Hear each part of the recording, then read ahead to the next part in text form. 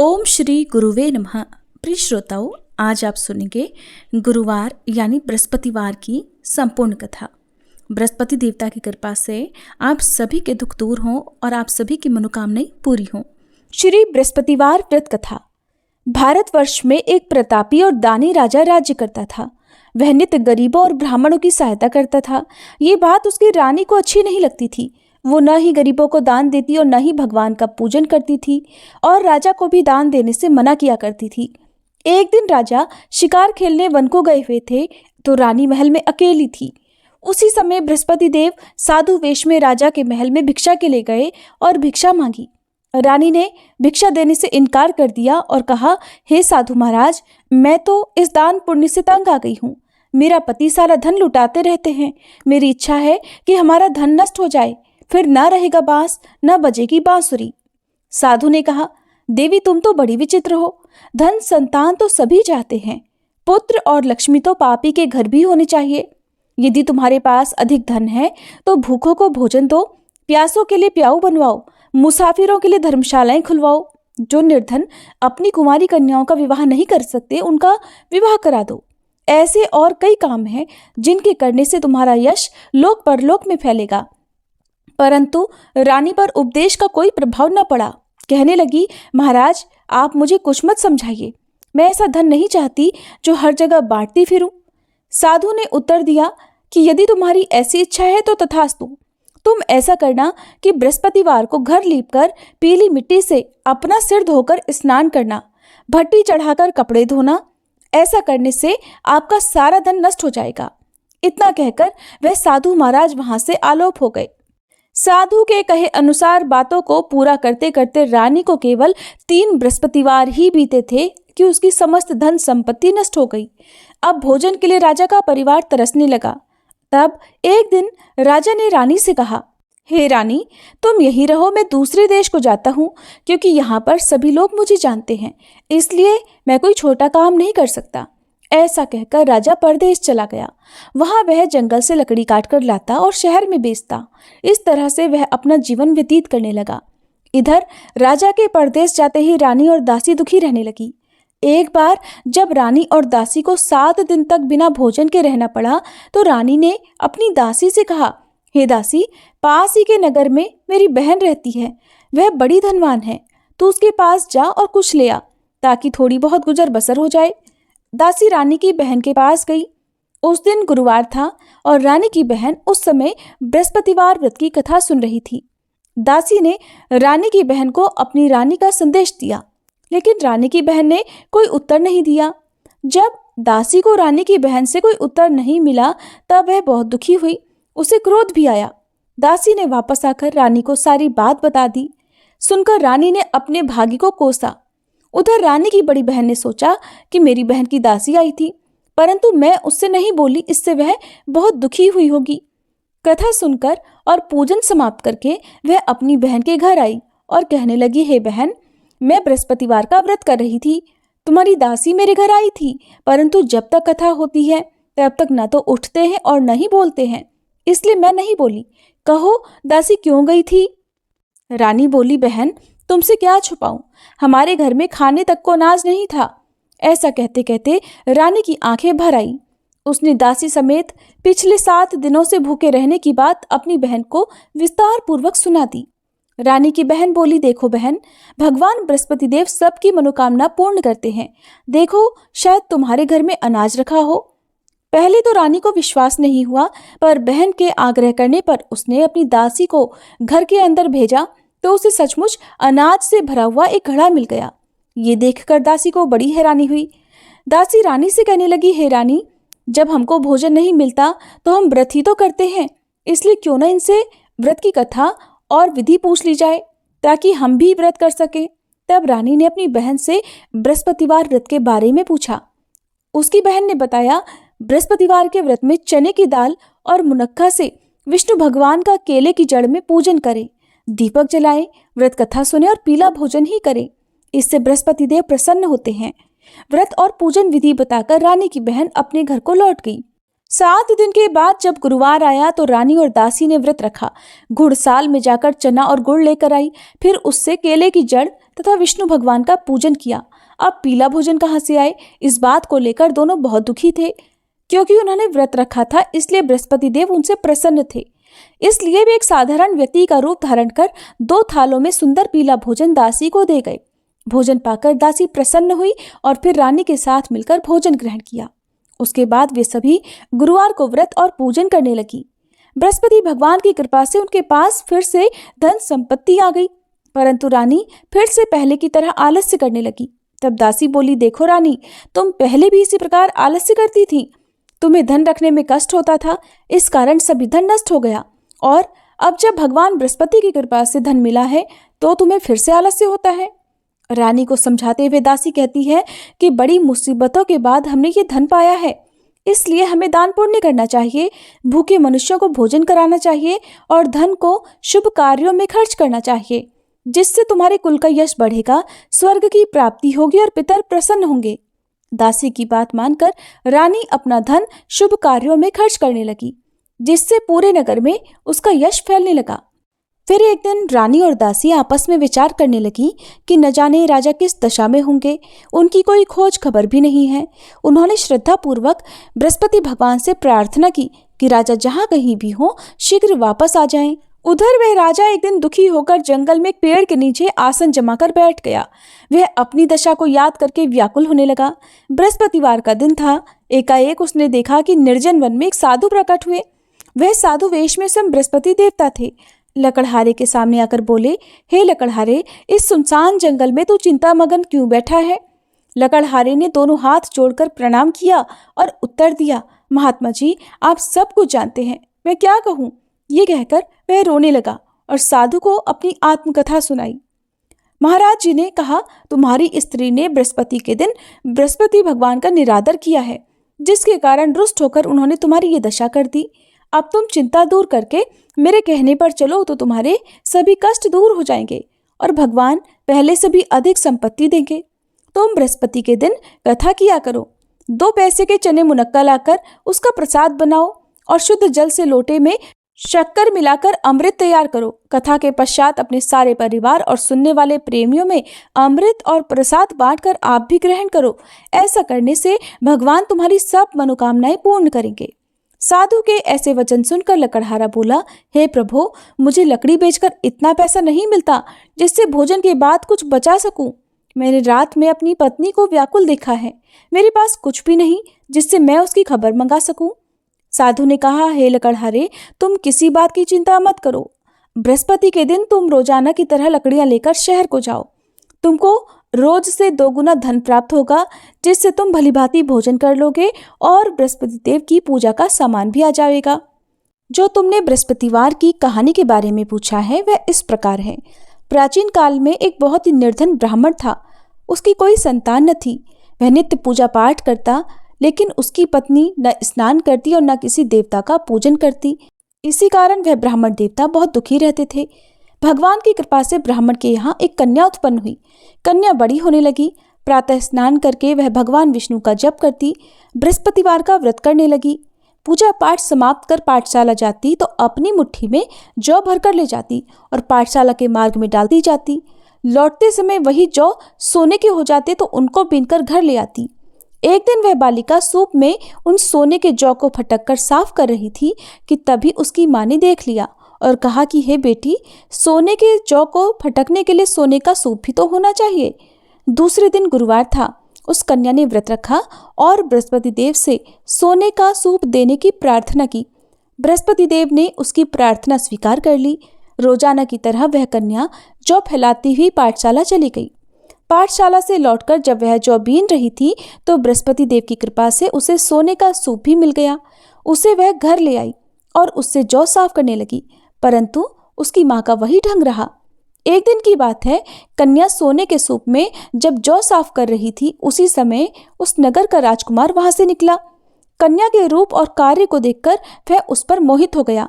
राजमहल आकर वह भोजन और जल त्याग कर उदास होकर लेट गया। राजा को जब राजकुमार द्वारा अन्न जल त्यागने का समाचार पता चला तो अपने मंत्रियों के साथ वह अपने पुत्र के पास गया और कारण पूछा। राजकुमार ने राजा को उस लड़की के घर का पता भी बता दिया। मंत्री उस लड़की के घर गया। मंत्री ने ब्राह्मण के सामने राजा की ओर से निवेदन किया। कुछ ही दिन बाद ब्राह्मण की कन्या का विवाह राजकुमार के साथ संपन्न हो गया। इधर कन्या के घर से जाते ही ब्राह्मण देवता के घर में पहले की तरह गरीबी का निवास हो गया। एक दिन दुखी होकर वह ब्राह्मण अपनी पुत्री से मिलने गए। बेटी ने पिता की अवस्था को देखा और अपनी माँ का हाल पूछा। ब्राह्मण ने सभी हाल कह सुनाया। तब कन्या ने बहुत सारा धन देकर अपने पिता को विदा कर दिया। लेकिन कुछ दिन बाद फिर वही हाल हो गया। ब्राह्मण फिर अपनी कन्या के यहाँ गया और सभी हाल कहा तो पुत्री बोली, हे पिताजी, आप माताजी को यहाँ लिवा लाओ, मैं उन्हें वह विधि बता दूंगी जिससे गरीबी दूर हो जाए।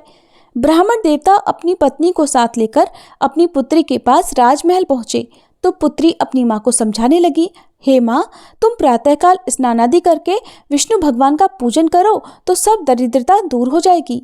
परंतु उसकी माँ ने उसकी एक भी बात नहीं मानी। वह प्रातःकाल उठकर अपनी पुत्री की बची जूठन को खा लेती थी। एक दिन उसकी पुत्री को बहुत गुस्सा आया। उसने अपनी माँ को एक कोठरी में बंद कर दिया। प्रातः उसे स्नानादि करा के पूजा पाठ करवाया तो उसकी माँ की बुद्धि ठीक हो गई। इसके बाद वह नियम से पूजा पाठ करने लगी और प्रत्येक बृहस्पतिवार को व्रत करने लगी। इस व्रत के प्रभाव से मृत्यु के बाद वह स्वर्ग को गई। वह ब्राह्मण भी सुखपूर्वक इस लोक का सुख भोगकर स्वर्ग को प्राप्त हुआ। इतना कहकर साधु अंतर ध्यान हो गए। धीरे धीरे समय बीतने पर फिर वही बृहस्पतिवार का दिन आया। लकड़हारा जंगल से लकड़ी काटकर किसी शहर में बेचने गया। उसे उस दिन और दिन से अधिक पैसा मिला। राजा ने चना गुड़ आदि लाकर गुरुवार का व्रत किया।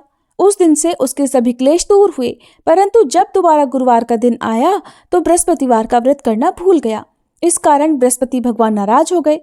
उस दिन उस नगर के राजा ने विशाल यज्ञ का आयोजन किया था और शहर में ये घोषणा कर दी कि कोई भी मनुष्य अपने घर में भोजन न बनाए, न आग जलाए। समस्त जनता मेरे यहाँ भोजन करने आए।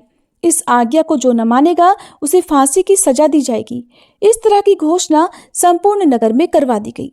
राजा की आज्ञा अनुसार शहर के सभी लोग भोजन करने गए, लेकिन लकड़हारा कुछ देर से पहुंचा, इसलिए राजा उसको अपने साथ घर लिवा ले गए और ले जाकर भोजन करा रहे थे तो रानी की दृष्टि उस खूंटी पर पड़ी जिस पर उसका हार लटका हुआ था। वह वहां पर नहीं दिखाई दिया। रानी ने निश्चय किया कि मेरा हार इसी मनुष्य ने चुरा लिया है। उसी समय सिपाहियों को बुलाकर उसको कारागार में डलवा दिया। जब लकड़हारा कारागार में पड़ गया और बहुत दुखी होकर विचार करने लगा कि न जाने कौन से पूर्व जन्म के कर्म से मुझे यह दुख प्राप्त हुआ है, और उसी साधु को याद करने लगा जो कि जंगल में मिला था। उसी समय तत्काल बृहस्पति देव साधु के रूप में प्रकट हुए और उसकी दशा को देखकर कहने लगे, अरे मूर्ख, तूने बृहस्पति देव की कथा नहीं करी, इस कारण तुझे ये दुख प्राप्त हुआ है। अब चिंता मत कर, बृहस्पतिवार के दिन कारागार के दरवाजे पर 4 पैसे पड़े मिलेंगे। उनसे तू बृहस्पति देव की पूजा करना, तेरे सभी कष्ट दूर हो जाएंगे। बृहस्पति के दिन उसे 4 पैसे मिले। लकड़हारे ने कथा कही। उसी रात को बृहस्पति देव ने उस नगर के राजा को स्वप्न में कहा, हे राजा, तुमने जिस आदमी को कारागार में बंद कर दिया है वह निर्दोष है, वह राजा है, उसे छोड़ देना। रानी का हार उसी खूंटी पर लटका है। अगर तू ऐसा नहीं करेगा तो मैं तेरे राज्य को नष्ट कर दूंगा। इस तरह रात के स्वप्न को देखकर राजा प्रातःकाल उठा और खूंटी पर हार देखकर लकड़हारे को बुलाकर क्षमा मांगी और लकड़हारे को योग्य सुंदर वस्त्र आभूषण देकर विदा कर दिया। बृहस्पति देव की आज्ञा अनुसार लकड़हारा अब अपने नगर को चल दिया। राजा जब अपने नगर के निकट पहुंचा तो उसे बड़ा आश्चर्य हुआ। नगर में पहले से अधिक बाग, तालाब, कुएं तथा बहुत सी धर्मशाला, मंदिर आदि बन गई हैं। राजा ने पूछा, ये किसका बाग और धर्मशाला है? तब नगर के सब लोग कहने लगे, ये सब रानी और बांदी के हैं। तो राजा को आश्चर्य हुआ और गुस्सा भी आया। जब रानी ने ये खबर सुनी कि राजा आ रहे हैं तो उन्होंने बांदी से कहा, हे दासी, देख, राजा हमको कितनी बुरी हालत में छोड़ गए थे।